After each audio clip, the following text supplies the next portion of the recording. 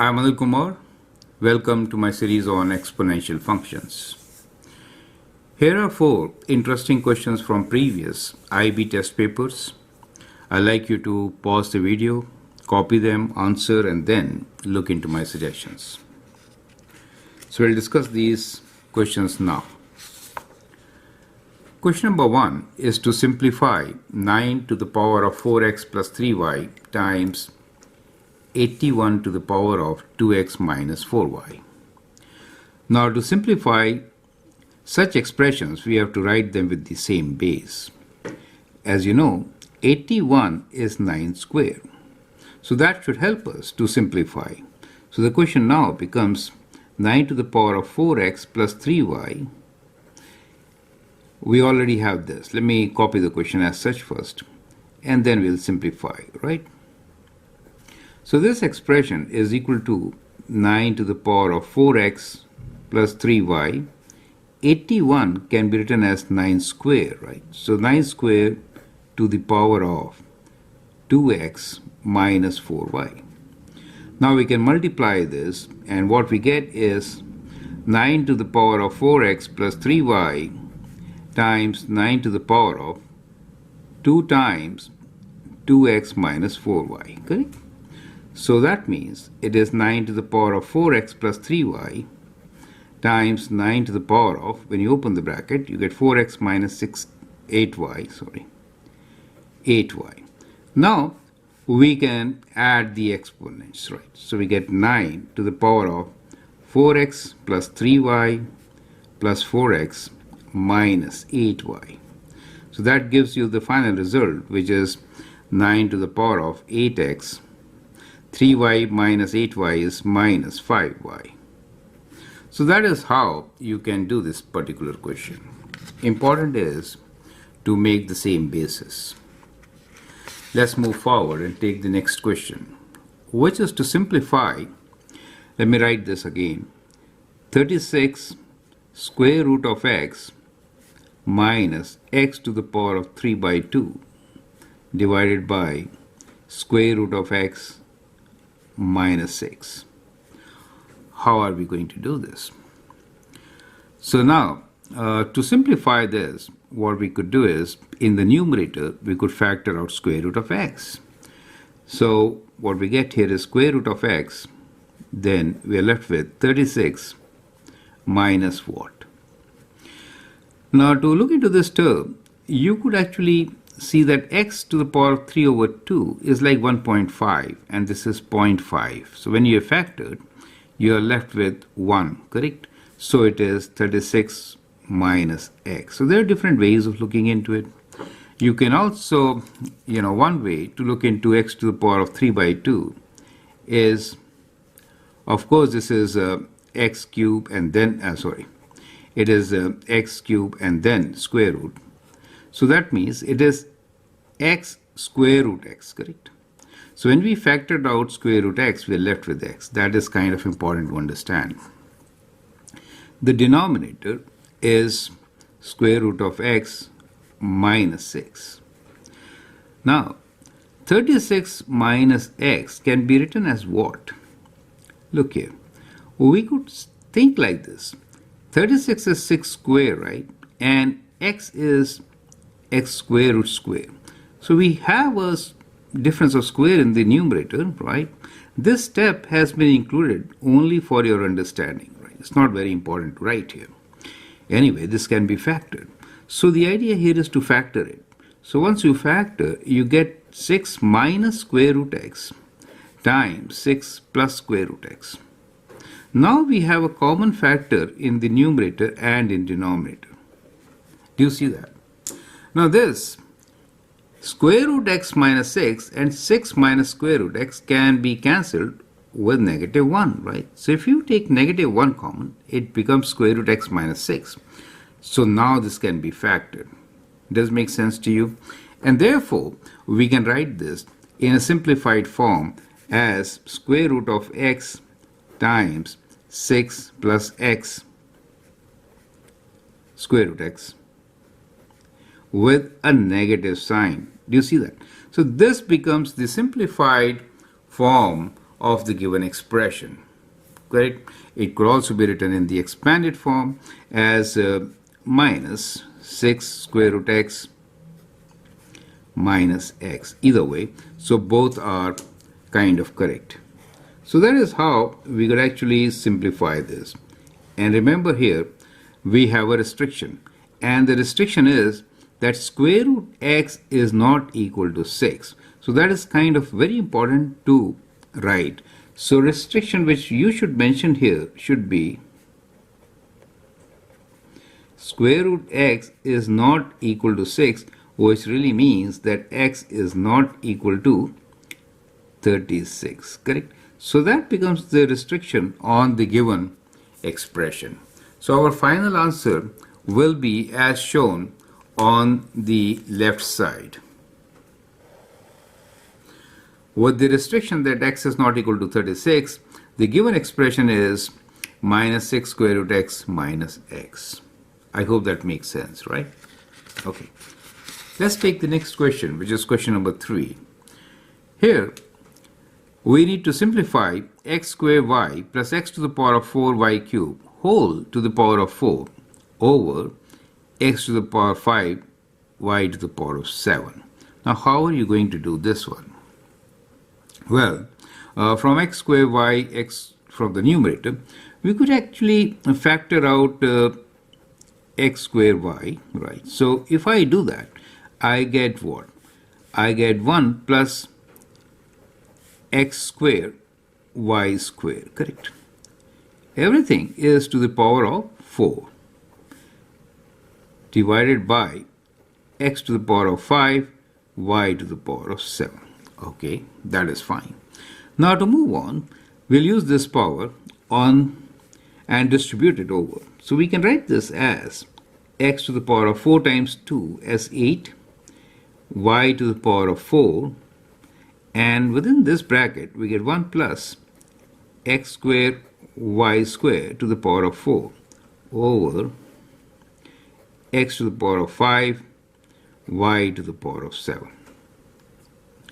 Now we can take care of this part, which is, we could write this as x to the power of 3 over y to the power of 3 with 1 plus x square y square to the power of 4. Now how do we move further from here? Well, in this case, we can use either binomial expansion, correct? We have two terms here to the power of 4, or we could use Pascal's triangle, just to expand this. So if I'm using a Pascal's triangle, let me just remind you of what Pascal triangle was. So to expand such binomial expressions, remember this Pascal's triangle? So, just add them and write the next term. So we get this as the coefficients when you expand. So 1 plus 2, 3, 3 and 1. And this is to the power of 4. So basically, we'll go one more level here. So we get the coefficients which are 1, 4, 6, 4 and 1. So we get, when we have power of 4, 5 terms. And these are the coefficients of these terms. So we could write this as equal to x cube, y cube, and expand this with these coefficients.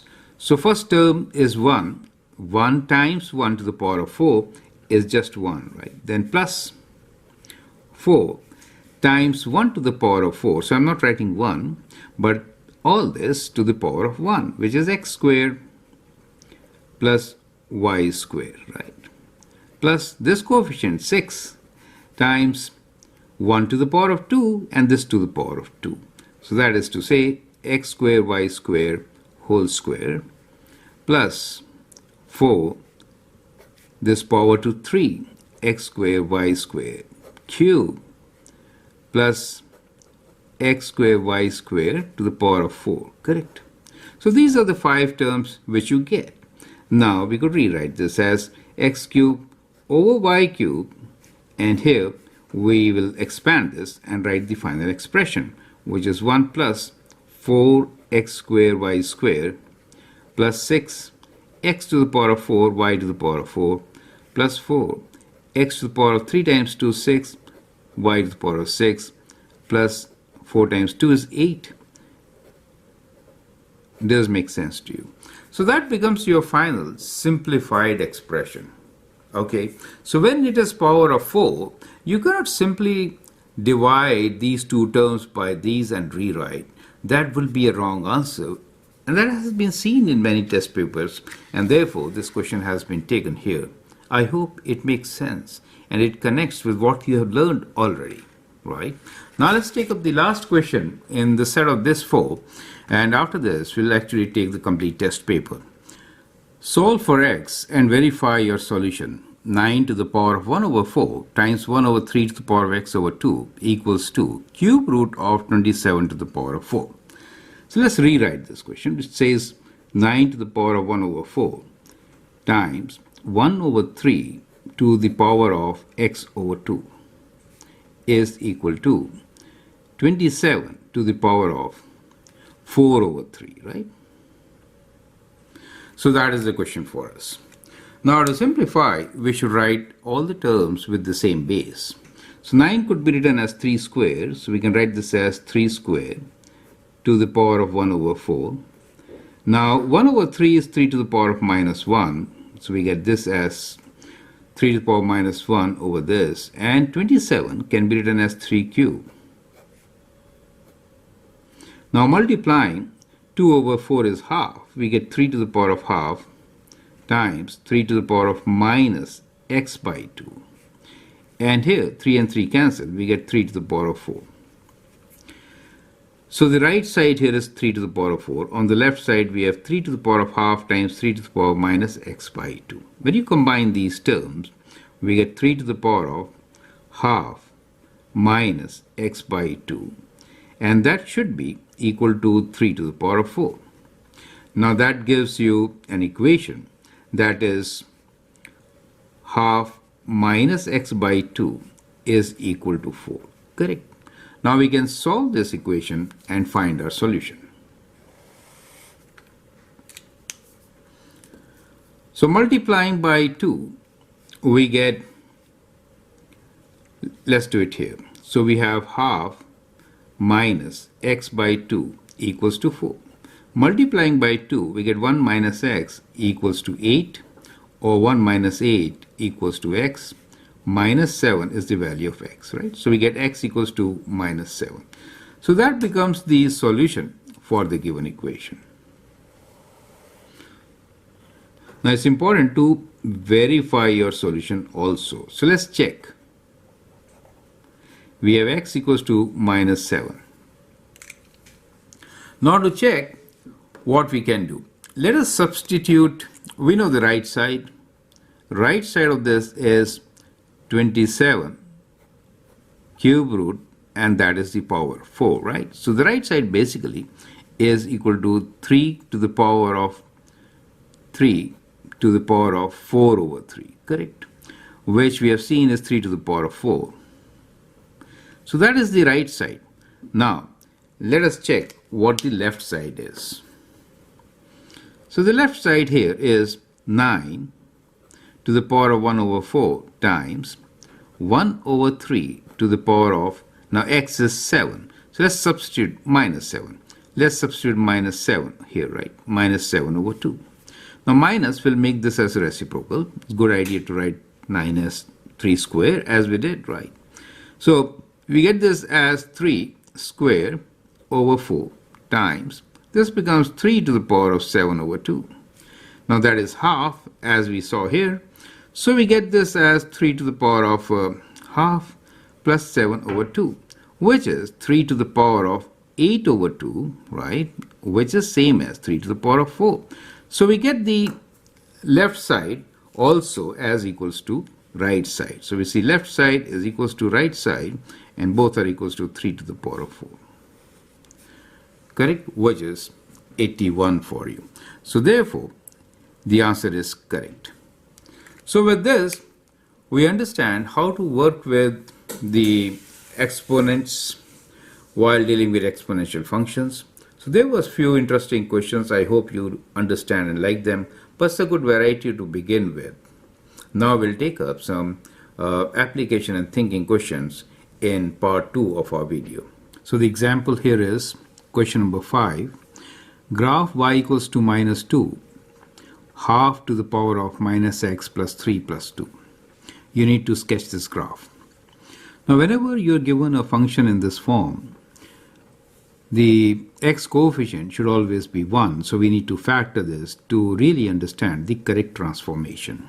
So let's rewrite this particular equation as y equals to minus 2, and here the base function is half for us, and this is minus. If I do that, then I get x minus 3 in the brackets plus 2. Now this particular transformation actually tells us how the graph will be transformed from the base function to the given transformed function. So the parent function will consider the function f of x as equal to half to the power of x, right? And this transformed function y is as given to us, right? So from this base function, we are transforming to this particular function. Now, if you look at it, then what is the transformation of each point? As you can see, the x values, they get reflected on the y-axis, and each x value moves 3 units to the right. So a point which is xy on the base function half to the power of x will now get transformed, and the x values will get multiplied with negative, and then you'll add 3 to it, correct? So that is a transformation of image point from the original point. The y value will get multiplied by minus 2, and then you have to add 2, right? That's the first thing. Now to sketch a function, you should take 5 critical points to sketch, right? So you should consider at least 5, right? So what could be those 5 things to consider? So let's make a table here and then see those 5 things. So we'll consider what happens in the original function and what is in our transform function y equals to minus 2 half to the power of minus x minus 3 plus 2, right? Let me also sketch the original function half to the power of x on this graph itself, and then we'll take up the points, and we'll also discuss the transformation, both which we could do in steps using the graph and also using the table of values. So that should help all of you to understand complete concept. So let us say we have f of x equals to half to the power of x. In that case, it really means that it is exponential decay. At x equals to 0, always you'll have 1. If I write x equals to minus 1, we get 2, right? So the value increases on this side. Here, if I take x as 1, I get half, and as we go further, the values decreases, and you see this as an horizontal asymptote, correct? Now here, it will be, if I take this as 2, we'll have minus 2, it'll be 4, right? So it'll be 2 and 2, 4, so that will be your point. So the original graph will be kind of like this.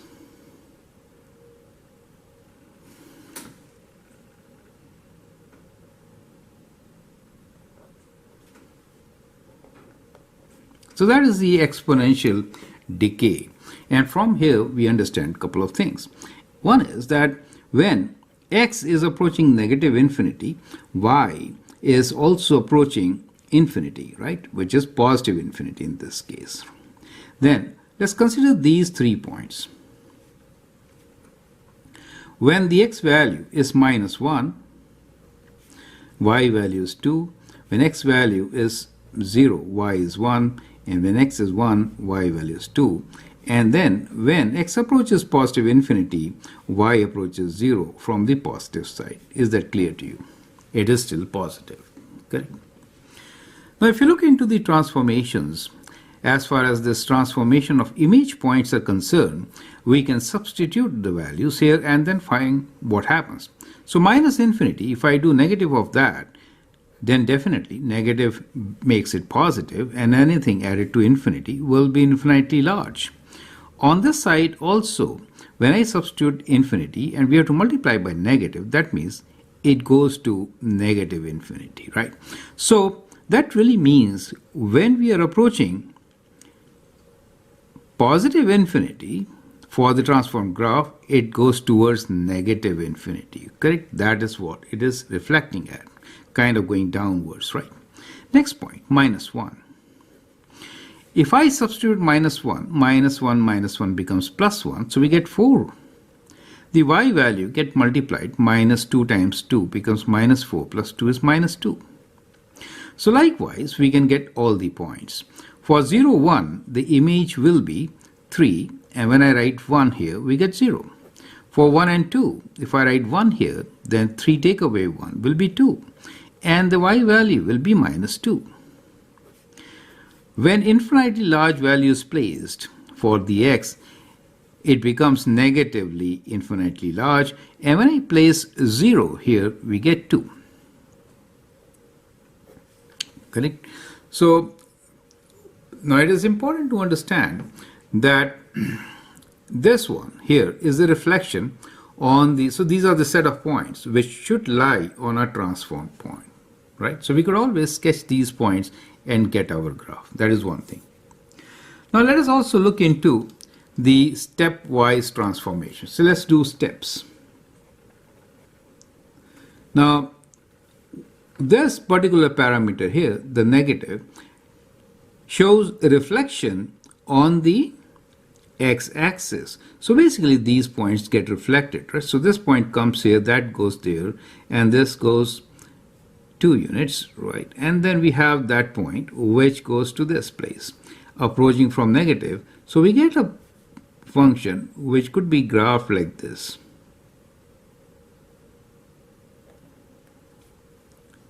Correct? Now this graph is for minus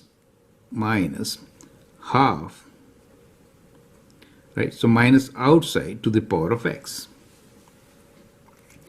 The next step here was to multiply this by 2, right? So that means they all get vertically stretched, right? So they all get vertically stretched. So the point at 2 comes at 4, right? So this comes to 1, and therefore we have a graph which is kind of like this. So that takes care of this too. The negative here means that your graph is going to be reflected on the y-axis, correct? So it gets reflected, so this point will come on this side. The whole thing kind of changes. The points here will be invariant points. That point goes there. So what we get here is kind of like this.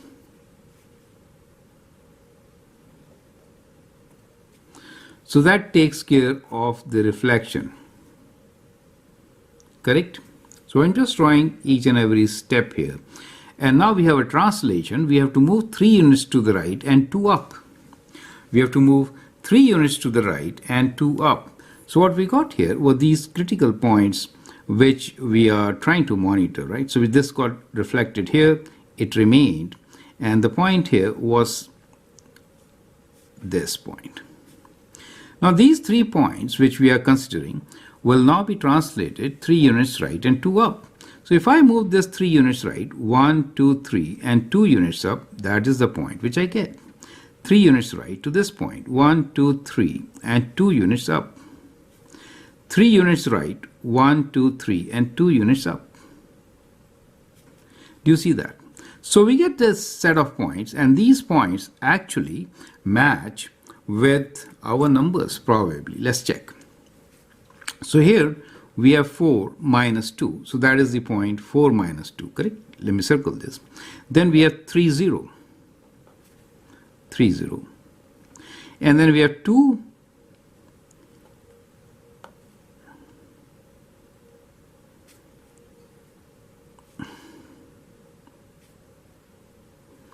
So at 2, let's calculate this value once again. So if I write at 1, it was, sorry, this is wrong value. At 1, it was half. right? So at 1 it was half. So when I multiply with minus 2, so it becomes minus 1 and we get plus 1, correct? So this should have been plus 1. Right. Yeah, it makes sense. So at 1 it was half. So here it is 2, 1. So we found our error also. 2, 1 is this point. Do you see that? So we do get the same points as we had calculated, correct? So these are the image points. Original. So this is an alternate way of sketching, which is sometimes a better way of sketching also. Now look here. When I say this is when x approaches infinitely large value, then y approaches minus infinity. That means kind of going downwards, right? Towards negative infinity. And the other one says when you are approaching minus infinity, then the y value approaches 2. That means 2 is your horizontal asymptote, right? So now the horizontal asymptote is at 2. Earlier, the horizontal asymptote was at 0, right? Do you get the idea, right? So that was the horizontal asymptote. So let me sketch the horizontal asymptote here. So that is our horizontal asymptote, correct? Now with that, let's connect all these points and sketch the final function. So what we get here is a function which will look like this. So I'm focusing on the 3 points which we calculated and the end behavior. Do you see that? So that is how we get our final graph, and that is the graph of our function y equals to minus 2 half to the power of minus x plus 3 plus 2. Is that clear to you? So what you really see here, that even if you do the right calculation for the image points, you could easily get the graph. Sometimes in the question, you have to show all the transformations as we did in different colors. That also works, right? So I hope the whole concept is absolutely clear. Feel free to write your comment, share your views. One more thing could be here to write domain and range, right? So let's include that also. So as far as the transform function is concerned, you see in the transform function, the domain is all real numbers, right? As far as the range is concerned, what we have is that y belongs to real numbers. However, the value of y is always less than 2. Correct? As shown here. So that becomes your domain and range. And of course, you can find other parameters like x and y intercepts and so many other things. So our focus is basically in this video on how to sketch. And I hope this point of how to sketch an exponential function with this example is absolutely clear. With the help of an example here, we'll actually try to understand transformation of a transformed function. So we have a transformed function f of x, which is equal to 2 to the power of x plus 1 plus 2. And this gets transformed to g of x, which is equal to 1 over 4 to the power of half x minus 1 over 4 minus 1. You need to state the transformations necessary to make this transformation. You can pause the video, answer this question, and then look into my suggestions. Now, to explain the transformation, let's get the same base at least. So for g of x, I could write this 1 over 4 as 2 to the power of minus 2. And then we already have an exponent here, which is half x minus 1 over 4 and minus 1. So that means I could write g of x as equal to 2 to the power of, let's keep minus outside.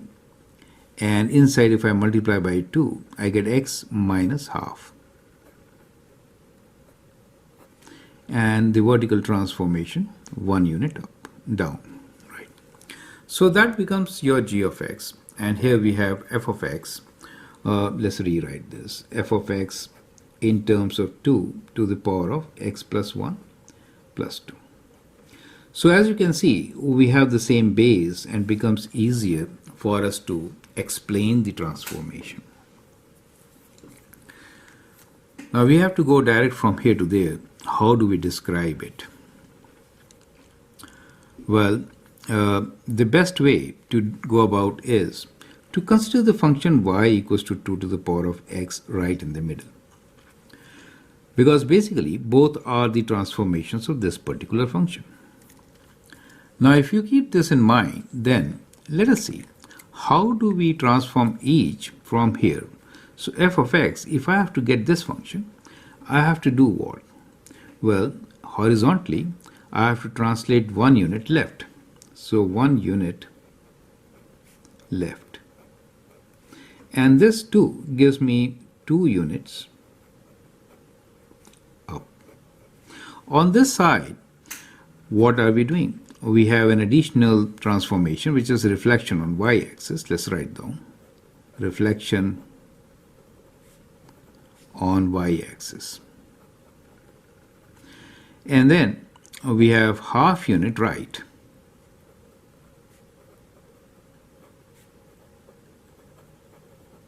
And this means 1 unit down.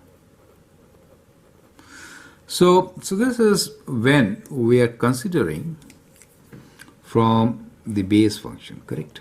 These two sides. But now the idea is to write the transformation from here to there. That is what the question is. So now, once we have split into this fashion, we can now see what is happening when I move from here to there. So as far as the reflection on the y-axis is concerned, it is not there earlier, but we have to do it now. So one of the transformation here is reflection on the y-axis. Now moving left or right. 1 unit left, and here we say half unit right. So effectively, if you add these up, you are left with half unit left. Up and down. You've got 2 units up, and now you're saying go 1 unit down. Well, so you're 2 up, and you have to go actually, this is your final result. You're going 1 unit down. So from 2 up to getting to this place, you have to go 3 down.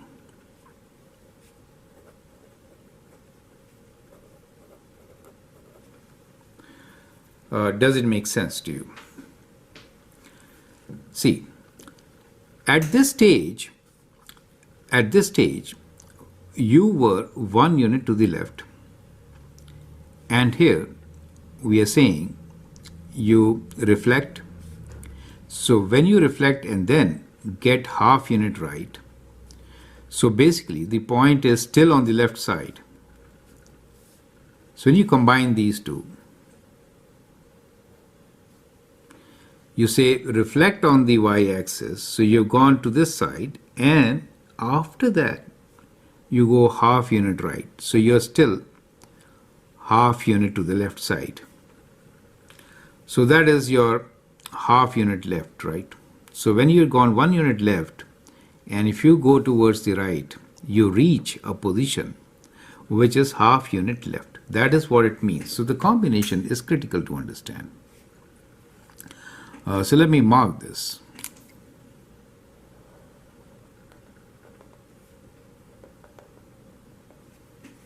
Correct? So that is kind of a difficult link to understand, but that's what it means. Correct? Now we could also consider the transformation using the transformations itself. So we could actually rewrite this function g of x in terms of x plus 1 to give you an idea how to write from here to this place and then explain. So we could write g of x as equals to 2. We have made the same base to the power of. Now this is, first if I want to reflect this, then it really becomes minus x minus 1, right? Now g of x is minus x minus half. So I will do this as minus, right, x minus 1 plus half. So that gives me minus of x minus half. Do you see that? And then the y values are very simple to see.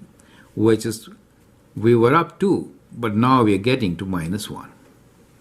Okay? So this is the final result. So from the base function, we have gone down to minus 1. Here we were up 2. So difference here is 3 units. So that is 3 down. That's perfect.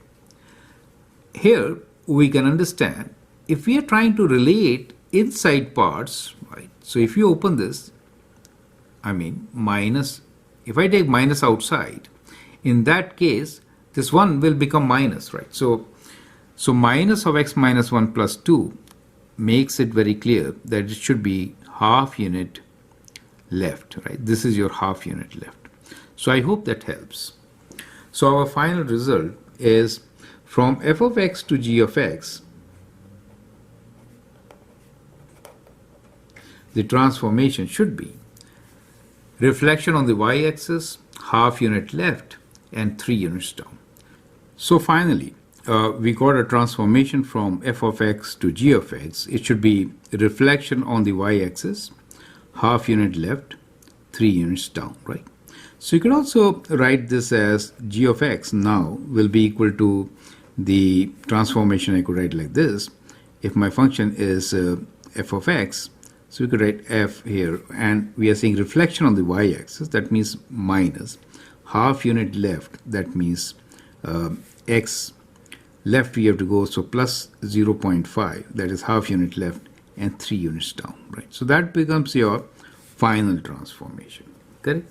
Now it's a good idea to verify this with the help of set of points, right? So now we will actually check our result.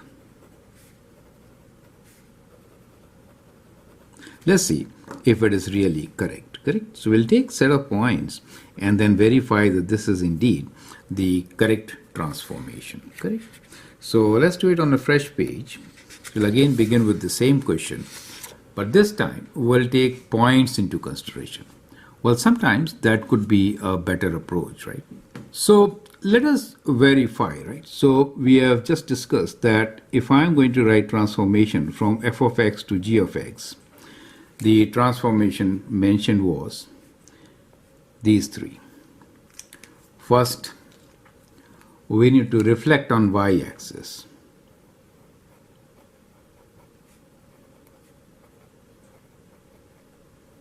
And second was half unit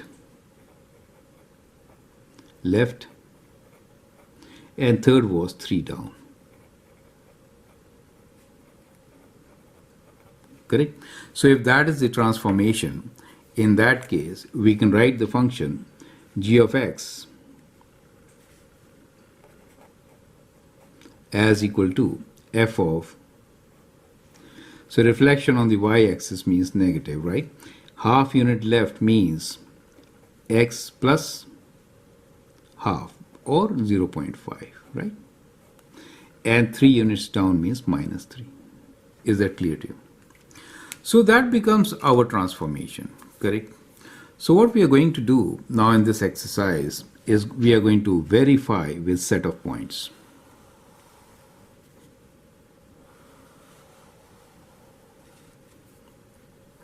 Right? So we'll make a table of values with the points and do the calculation to verify. So let's begin with the base function 2 to the power of x. Okay. From 2 to the power of x, we'll get our function f of x and also g of x. The points on 2 to the power of x, which are always good to take, is minus 1 will give us half, 0 will give us 1, and 1 will give us 2. Correct? So if you're talking about f of x, then in f of x, if you go from 2 to the power of x, we know the transformation here is that x values, we have to take away 1, correct? And the y values are add 2. So we have y plus 2. As far as the g of x is concerned, we had reduced this, let me rewrite this, as 2 to the power of, we wrote this as minus x minus half minus 1, correct? So 1 over 4 is 2 to the power of minus 2, and you multiply, you get this. So if you go from here, the transformation is that the x points will get reflected, and then you have to add half, right? So add half. As far as y values are concerned, you do y minus 1, correct? Okay. So let's write down the x and y values. X values, just take away 1 from these, so it becomes 0 minus 1, and take away 1 will be minus 2 here, and this take away will be 0, correct? So we get these values. As far as the y values are concerned, we have to add 2, so we get 2.5, 3, and 4. Clear? G of x minus this value will be 1 and 1.5. Take away 1 means minus 0.5. From this, take away 1. Minus is 0. Half means 0.5. Take away 1 means 0. And 1 minus 1 and add is minus half, right? Minus 0.5. Take away 1 will be 1. Correct? So we get this kind of transformation. Now, look here. We really want to check whether this is same as this one or not, correct? So here, the transformation, if I go from f to, if I go from here, then what is the transformation? The x values will have minus of x, and this means minus of half, right? As far as the y values are concerned, we do negative 3. Clear? So y values, I think we have no doubt. X we need to verify. So let's check. So minus 2. So when I go from minus 2 becomes plus 2, and plus 2 take away 0.5 gives me 1.5. The y value, if I take away 3 from 2.5, I do get minus 0.5, correct? Which actually matches. Do you see that? So this is same. So the transformation is working out. With negative 1, it becomes positive 1, and take away half will be positive half. So we get 0.5. And taking away 3 from 3 leaves 0. And on 0, we get negative 0.5. And taking away 3 from 4 is 1. So we see that all these points, they match. Do you see that? So we have verified that this transformation, which we wrote here, is absolutely correct. Perfect. So you could actually kind of work out and check as we've shown here. I've done all this in details because many students have been having confusion, especially for this half unit left. Now this could be a multiple choice question here where that will be the right option, right? So that is why it is extremely important to look into this question in details. I hope you understand and appreciate it. Question number 7 here is, Anil baked a cake and left it on the counter to cool. An equation that models this situation is t as a function of time is 70 e to the power of minus t over 10 plus 14, where t is the temperature in degrees Celsius and time t is the time elapsed in minutes. You have to answer these 4 questions. You can always pause your video and then answer.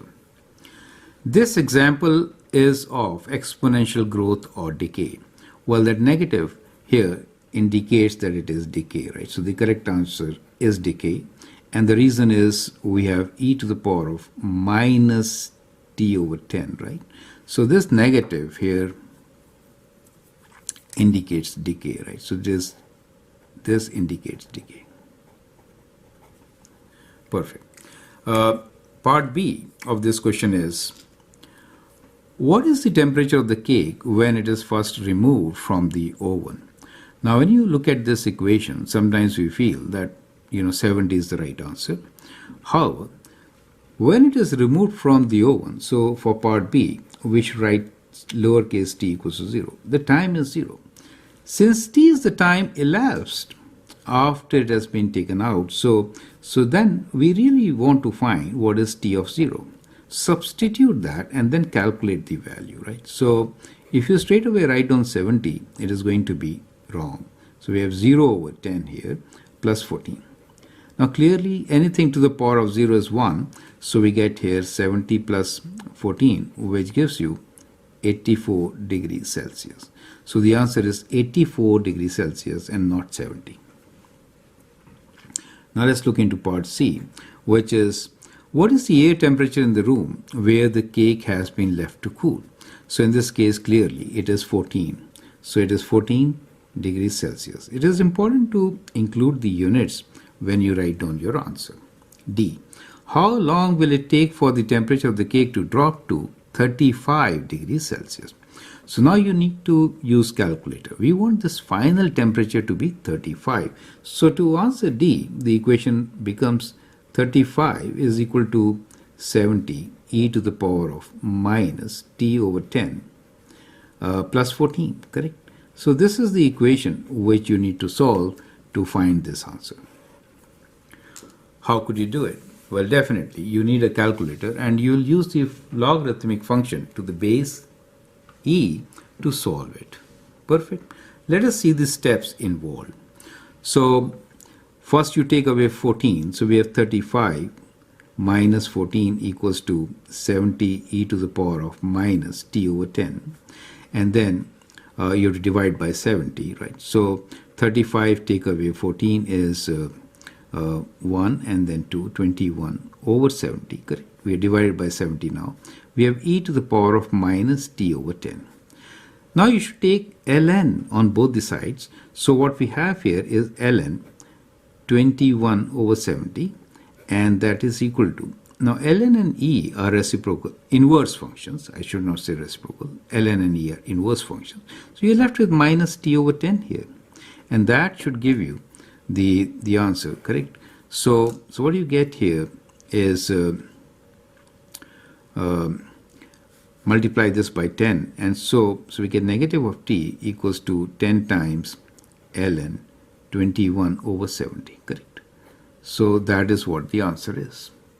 So let's multiply and figure it out. So ln is a function on your calculator. So let's first calculate this. 21 divided by 70. It is less than 1, so we'll expect a negative value. And we'll multiply this negative value by 10. So when you do that, you get a negative value of 12, 0.0 something, right? So we get negative 12.039, correct? So the answer is in minutes. Sometimes you may be required to write in seconds also, but we'll keep it in minutes, right? So we can say t is equals to 12 minutes. Is that clear to you? So that is how we are going to answer this question. I hope the steps are absolutely clear. Now this is a very basic and very important question, knowledge-based question on exponential functions. Let's take up the next question now, which is question number 8. After 28 hours, a sample of phosphorin 1980 decayed to 1 over 128 of the original mass. Determine its half-life. So we could use the formula that so mass we are finding with respect to time. So that mass will be original mass into half-life. So we say half-life, right? So we say time over half-life. So that becomes a good formula to always use. So what we have here is basically that after 28 hours, it says this particular element decayed to 1 over 128, right? So we know T is 28 and we need to find half-life. So we know what T is. T is 28 hours and M is equal to 1 over 128 of the original mass, right? So that becomes the other things given to us. Now we should be in a position to calculate H, that is the only unknown here. So we can substitute these values and then calculate. So we have 1 over 128 of the original mass, this original mass, half of T we need to find, T is given to us as 28 over half-life. Correct. So here that cancels, and now we can actually find what is 128. We know 128 is 2 to the power of 7, right? So you can actually calculate. So 2 to the power of, 2 powers are good to remember, right? So 2 to the power of 10, this is how I remember, is 1024, correct? 2 to the power of 9 will be half of this, so 512. 2 to the power of 8 will be half of this, so it is 256. And 2 to the power of 7 will be half of this, which is 128. So it's a good idea to remember, correct? So 1 over 128, we could write this as half to the power of 7, right?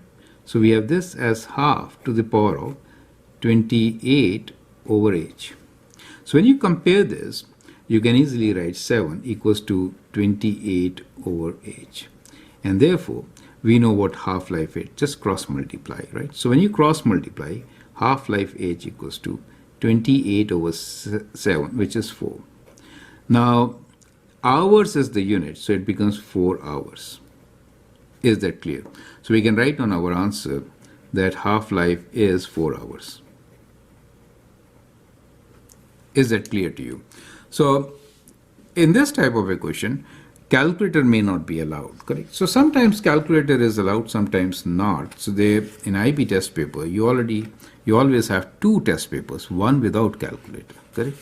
So this could be a part of that. Now we have another very interesting question which says, a shade allows light to pass through from a lamp but reduces the intensity of the light. The intensity of the light is reduced by 15%, so 15 over 100, if the fabric is 1 millimeter thick. Each additional millimeter of fabric reduces the intensity by another 15%. Write an expression that gives percent P of the light which penetrates X millimeter of fabric. And B is, use the equation above to determine the percentage of light that will pass through the cloth that is 2.75 millimeter thick. Perfect. You can always pause the video and then answer this particular question. We are saying that the intensity of the light is reduced by 15% each time, right? So whatever is the intensity originally, it is being reduced by 15%. So 15% of this, correct, every time. So that means 15 over 100, correct? Every time means to the power of x. So that becomes your equation, correct? So it says, write an expression that gives percent P of the light. So when I am saying percent P, then we are assuming I0 is like 100. You understand? So, and this is out of 100, how much? You're getting the idea, right? So out of 100, how much? So when we say percent, we could say out of 1, how much also, right? So that becomes your kind of equation.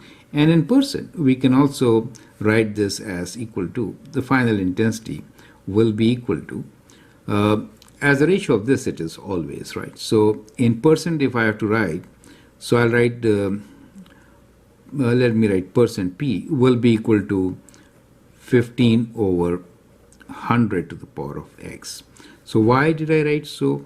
So what I have done here is I in percent will be equals to 1/100th of this itself, right? So if I is 100, I0 is 100, what is this? So in percent we are out of 100.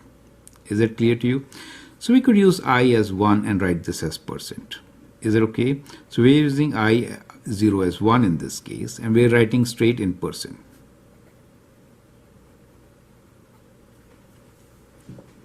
Or you could do 100 out of that, right? So something I over 100 is, so if I use I0 equals to 100, then I'm saying I over 100 is P. Out of percent. Do you understand? So that is the nomenclature which I have used here. Well, it's a good idea to reduce this, dividing both by 5, I could write this as 3 over 20 to the power of x. Correct?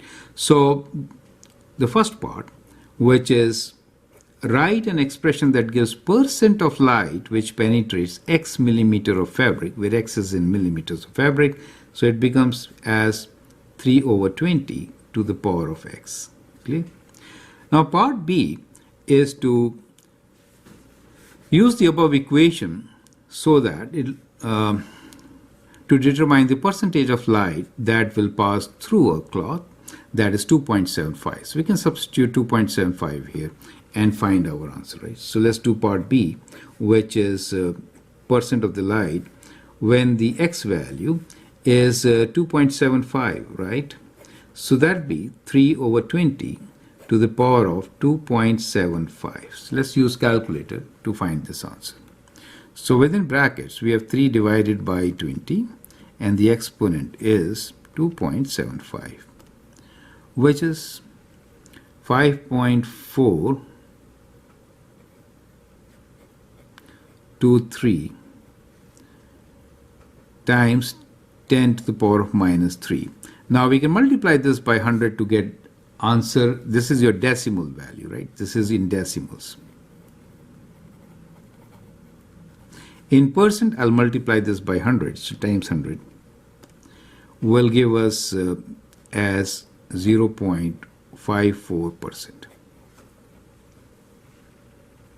Correct? So that becomes the answer in percent. Does make sense to you? Question number 10.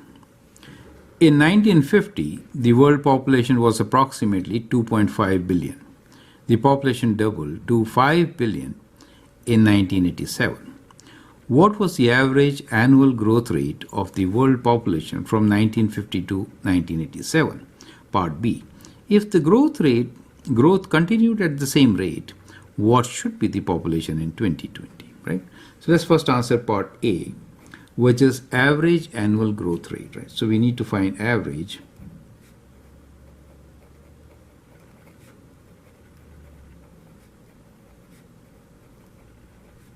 So this is basically, we'll compare the population and its rate. So population in the year 1987 minus population in the year 1950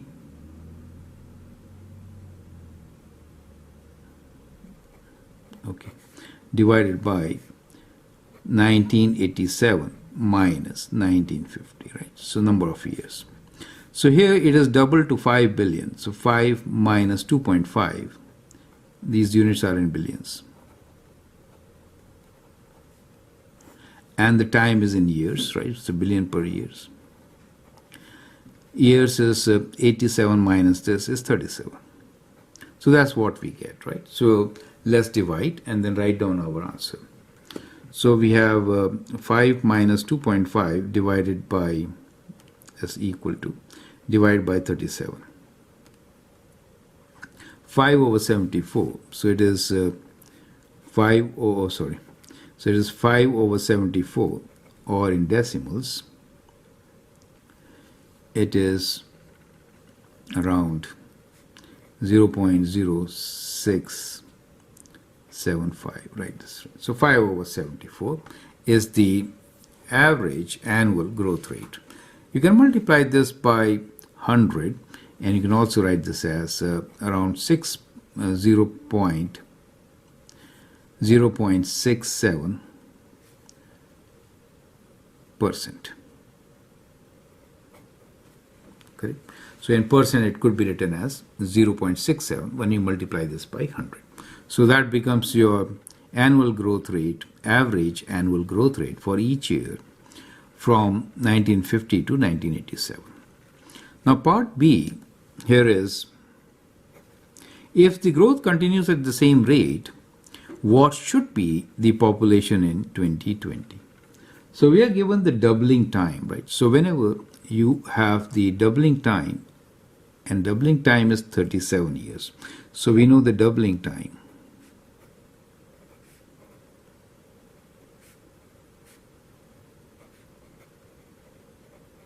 which is basically, we just calculated 1987 minus 1950, correct? So it doubles in approximately 5 years, so that becomes your doubling time. And therefore, you could write the equation of this population at any time as a function of this doubling time. So initial population, 2 to the power of t over the doubling time of 37. Is that clear to you? So that gives you the idea. Now, unique population in 2020. So when I am saying 2020, how many years have elapsed? So we have 2020 minus 1950, right? So take away from 12 is 7, 70 years. So t is 70 for us. So we have to substitute 70 in this equation to calculate. So the population in 2020 will be the initial population, which is 2.5, right? 2 to the power of 70 over 37. So let's calculate. So we have 2 to the power of, let's write this first, 70 divided by 37. And then we'll multiply this by 2.5 to get our answer. It just equals to 9. You can say 278, it says, right? Billion. So that is going to be our answer for this question. So I hope the steps are absolutely clear. It is important to include the units, right? So whenever you have this, it is billions per year, right? So the units is in billions per year. Okay.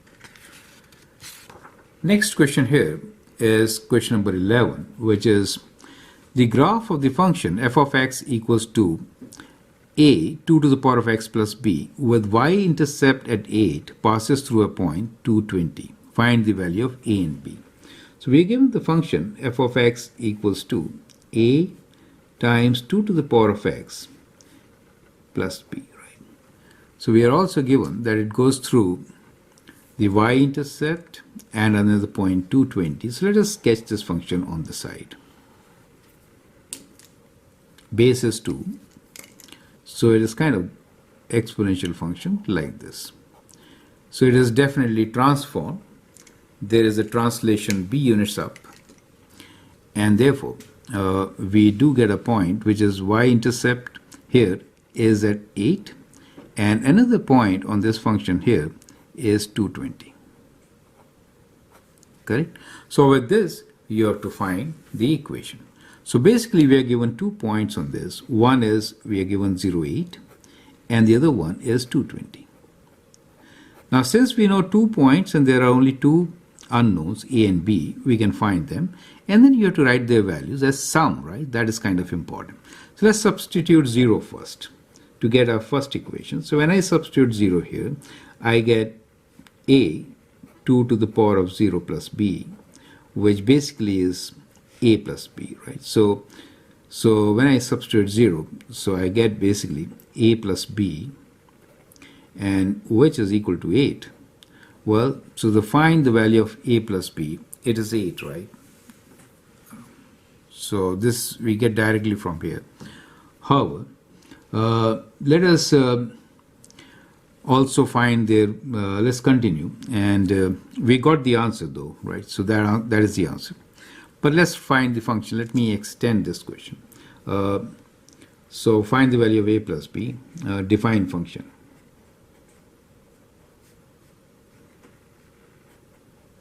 So I'm just extending this, right? Okay. So if I substitute the second point, which is 2, we'll get 20. Substituting 2 here, we get a 2 to the power of 2, which is 4, plus b, right? So which gives you 4a plus b is equal to 20. So we have 2 equations here.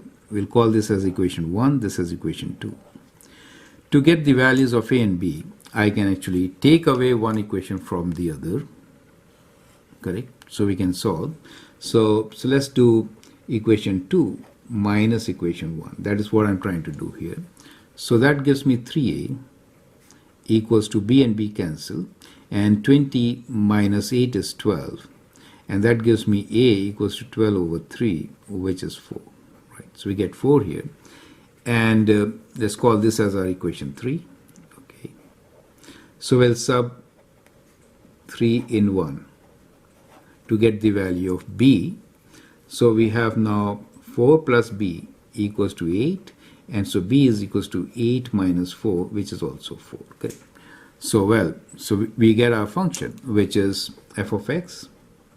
In this case will be 4, 2 to the power of x plus 4. Correct. Well, the answer for the question as such will be a plus b equals to 8, which we found right away from the y-intercept. Is that clear to you? Correct. So that was relatively simple. Let's move on and take question number 12. Now this is a thinking and bonus question sometimes. Let's see how to answer.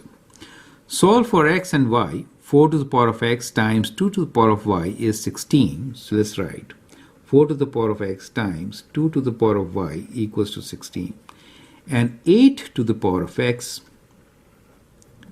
is 2 to the power of y by 2. Right? That is how x and y are related. You can always pause the video and answer this question. Okay, so let's write them with the same base. So I will get this as 2 to the power of 2x times 2 to the power of y is equal to 2 to the power of 4.